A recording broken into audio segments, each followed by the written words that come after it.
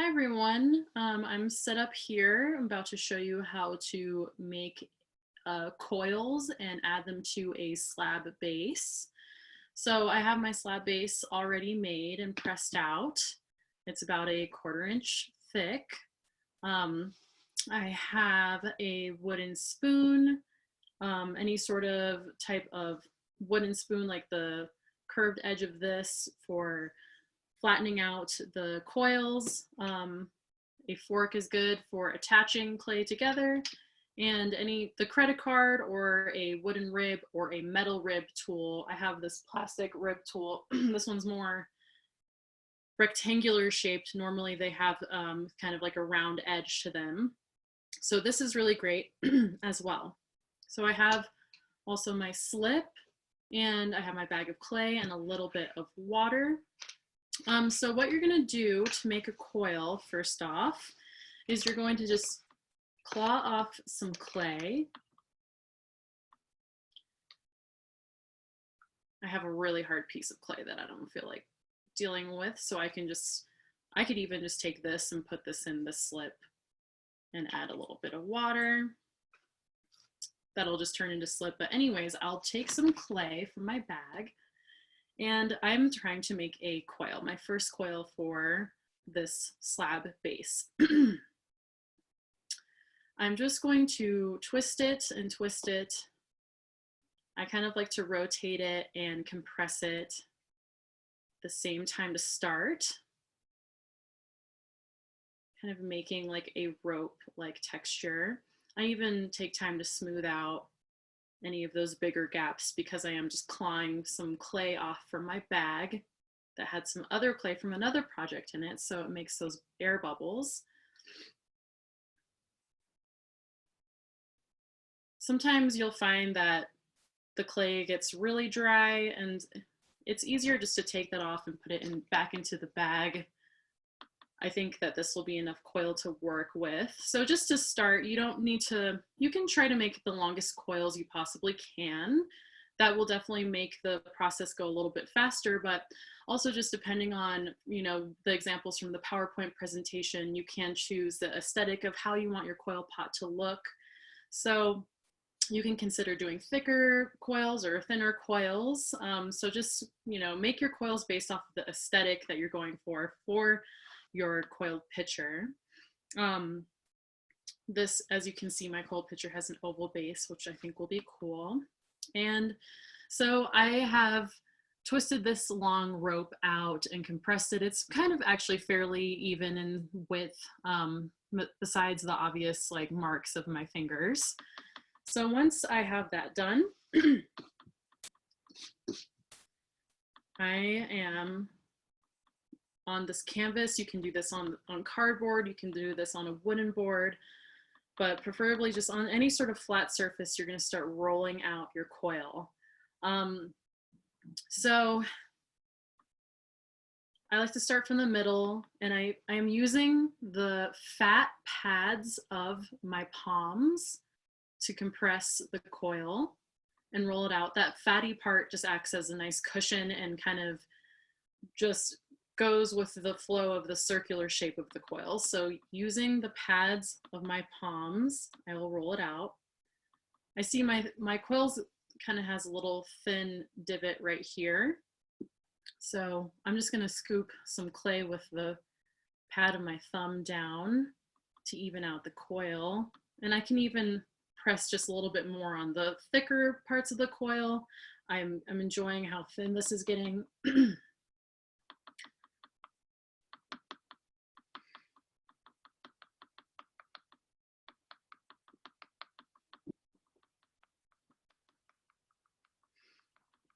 So if you are maybe doing this too quickly, you might find that your coil is getting too dry, much like even creating the pinch pot. If you overwork the coil, you'll find it getting too dry. But also please note that I haven't added any water to this coil. It hasn't been necessary yet. I am using the B-Mix Cone 10 clay for this. So that's looking about a 1/2 inch high.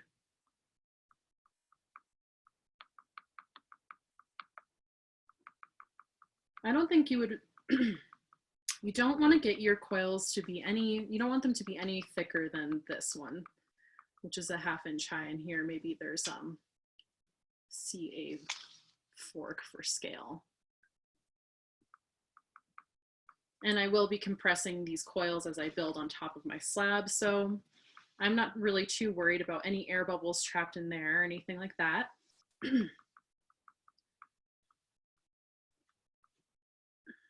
So I plan on having my base actually, this curve of the base, I want to actually act as a foot for my vessel. So I'm going to put the coil on top. So I'm going to take my fork because it is the fastest way to score.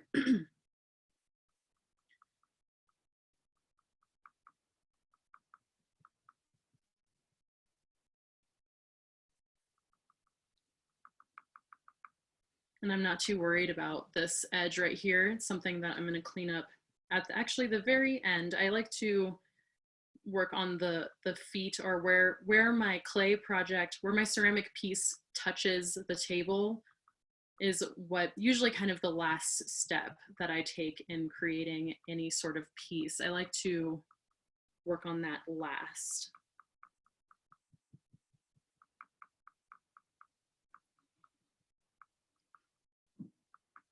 Okay, so that's looking very chopped up. The clay is really gathered. And now I'm just going to do the same thing.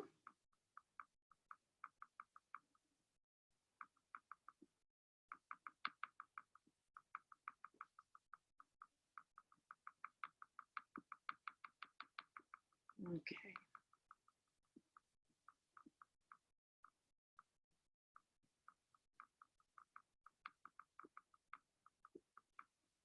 Right, now that I have scored my work,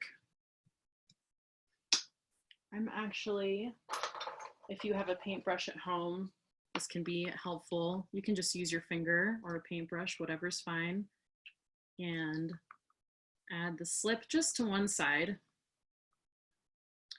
If your clay is really wet, you actually don't even really need to use slip. You just need to do a really good job compressing the clay and making sure that it's bonding just by molding, just by finessing it and molding it. But my clay is pretty dry, so I'm going to add the slip. I'm going to double check that my scoring work is deep enough here. And then I simply just add this on, much like the last project with the slabs. So you can easily twist it. You might find that when you're twisting your coil, you're going to get some gaps here because your coil is probably a little bit dry. So you can just get just a little bit of water on your finger and rub out any cracks that are forming. You definitely don't want your coils to be that dry, and you certainly don't want them to be that wet. Okay, so I set that coil down, and even though I didn't make it to here, my coils ended up not connecting all the way. I'm not worried about it. I'm just going to claw off some more clay from my bag.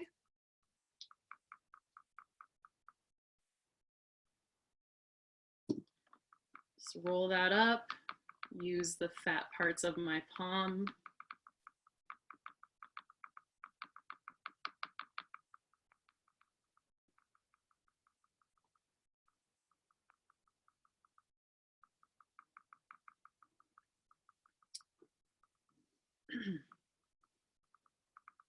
And I could do this in different ways. Like I could, when I connected this coil, I could cut it where this coil is beginning. I could cut it there.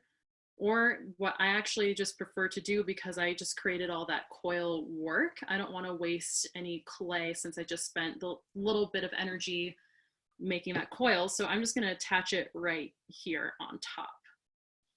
See how it overlaps a little bit?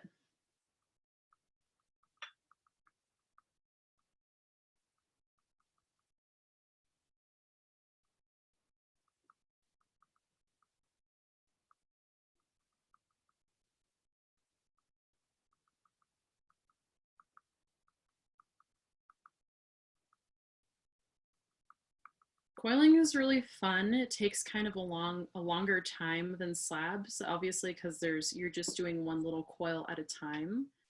But it can be really useful for controlling your shape of your project, and also coil work also tends to be really strong in structure because you're just slowly building, you're making these little building blocks.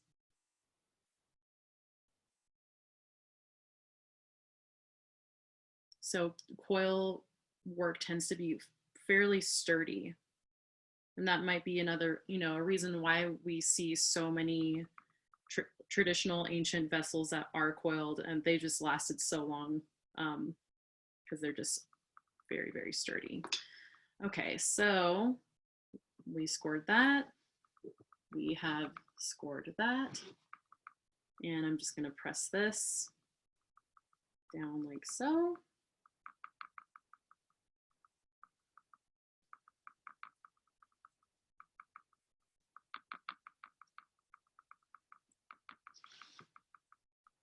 I'm gonna add one more coil, try to make one more long one here, and then I'll talk a little bit about how we can smooth it. Best practices for smoothing it.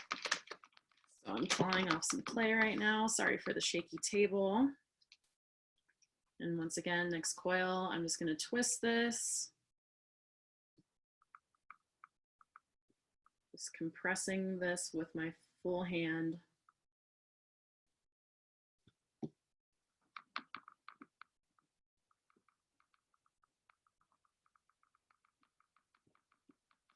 And I'm rolling this out. I'll do an example of what people might be doing at home actually too, of ways that making a coil can become difficult. So I'll just cut this in half.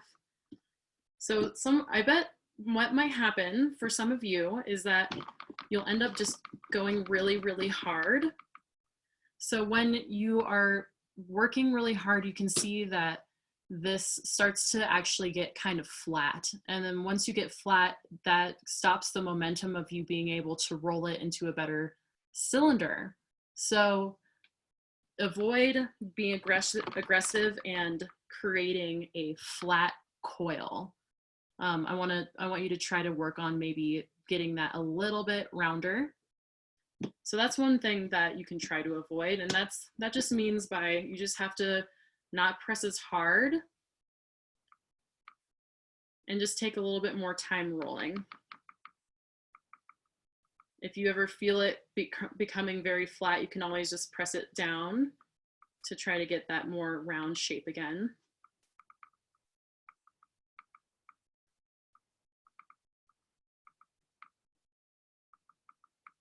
And always starting from the middle and sort of pulling out to the sides is always a good method. That works for me. So this coil's done.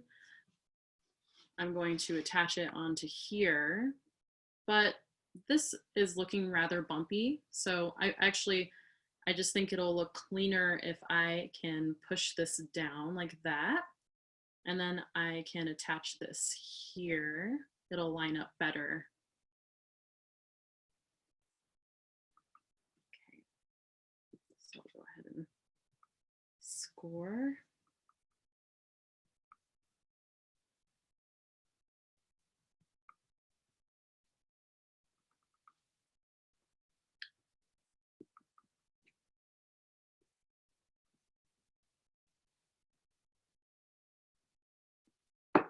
Get my slip.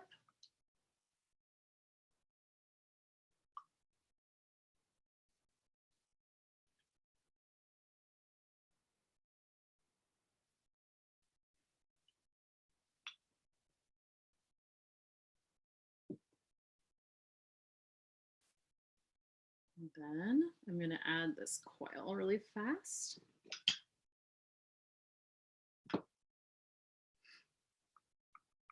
Okay, so now that I have a little stack of coils going, I'm going to just take my fingers and press them for some reassurance, just kind of pinch them together.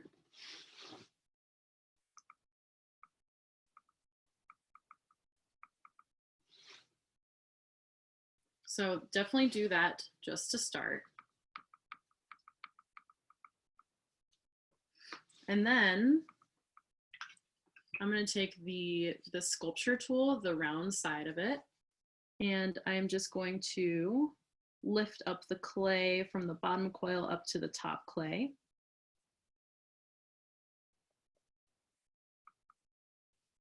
And I'm also going to work on trying to move the clay from the top coil down to the bottom clay. I mean, down to the bottom coil, excuse me.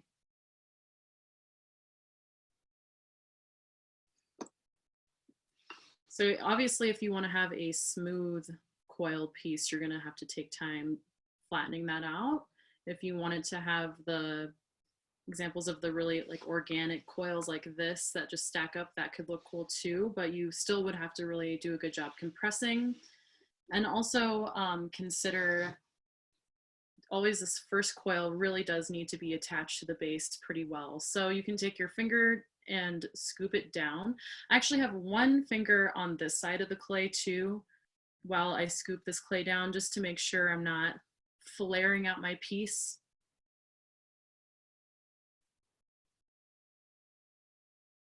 I'm trying to build the wall straight up. That's why I'm avoiding flaring out my piece. If I wanted to go around, I could just start actually pushing these coils in that direction, in this direction, but I'm trying to go up straight in my piece. So yeah, just using your fingers and pressing that down. And then if you have long fingernails, or if your fingers aren't really doing the trick because your clay is drying up, you can just always use one of these wooden tools to really connect that bottom coil to the base.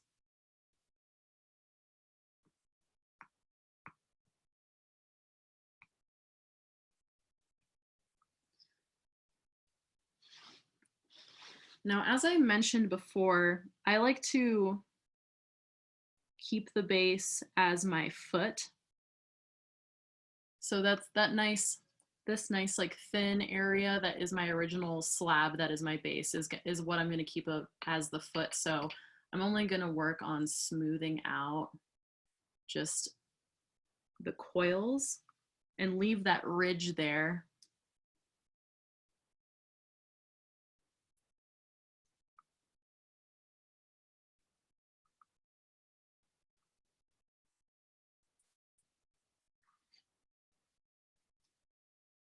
And yeah, so then that it's pretty obvious from here on out. You just keep adding the coils, and you can I